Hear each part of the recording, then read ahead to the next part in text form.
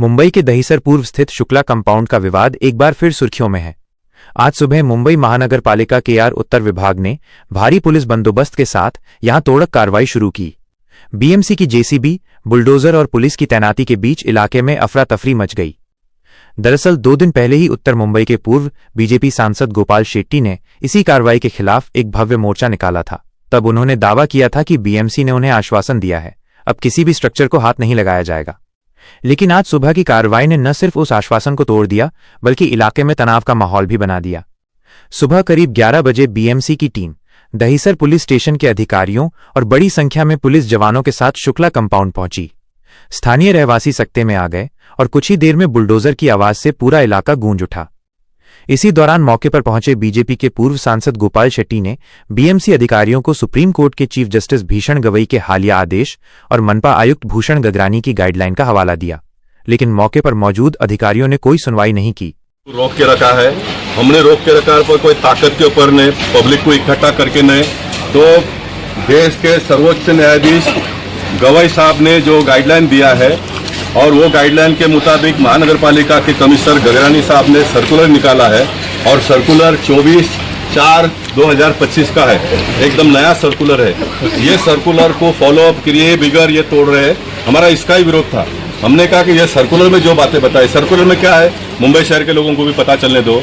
एक बार कोर्ट का final order होने के बाद महानगर पालिका ने रजिस्टर एडी से उनको नोटिस भेजने का एक कॉपी, दूसरा कॉपी उन्होंने उनके दरवाजे पे लेके जाके चिपका देने का और उसमें 15 दिन का टाइम देने का। 15 दिन में अगर वो स्वयं अपने हाथ से तोड़ते हैं तो ठीक है, अगर वो स्वयं अपने हाथ से नहीं तोड़ते तो फिर महानगर पालिका के लोग आकर तोड़ेंगे। इस प्रकार का गाइडलाइन बना हुआ है महानगर पालिका का। और ये दहीसर के ऑफिसर लोग ये सारे गाइडलाइन को नजरअंदाज करते हुए आज बल जबरदस्ती से पुलिस का प्रोटेक्शन लेकर तोड़ने का काम किया है, जिसका मैं गोपाल शेट्टी निंदा करता हूं। और आने वाले दिनों में जो ऑफिसरों ने गलत कृत्य किया है उसको मैं पुलिस के ऊपर, अभी पुलिस स्टेशन में जाकर हम कहेंगे कि उसके ऊपर एफआईआर ले लो। अगर पुलिस को लगता है कि पुलिस ऑफिसर ने सही काम किया, मैं गलत कर रहा हूं, तो मेरे ऊपर एफआईआर लेकर मुझ पर उन्होंने कार्रवाई करनी चाहिए। इससे पहले बीएमसी भी आपने आंदोलन किया शुक्ला कंपाउंड को लेकर, जिसमें एमसी से बातचीत भी हुई, फिर भी आज बीएमसी उस चीज को तोड़ा कार्रवाई करने आई। किस तरह से अभी क्या है, ऑफिसरों को डर लगता है कंटेम्प्ट होगा। मैं आपको ये इसका लाइन बताता हूँ। गवई साहब ने इसमें व्यवस्था किया है कि ये गाइडलाइन का जो भी अनादर करेगा उस ऑफिसर पे कंटेम्प्ट होगा, ये भी लिखा है इसमें, ये भी लिखा है।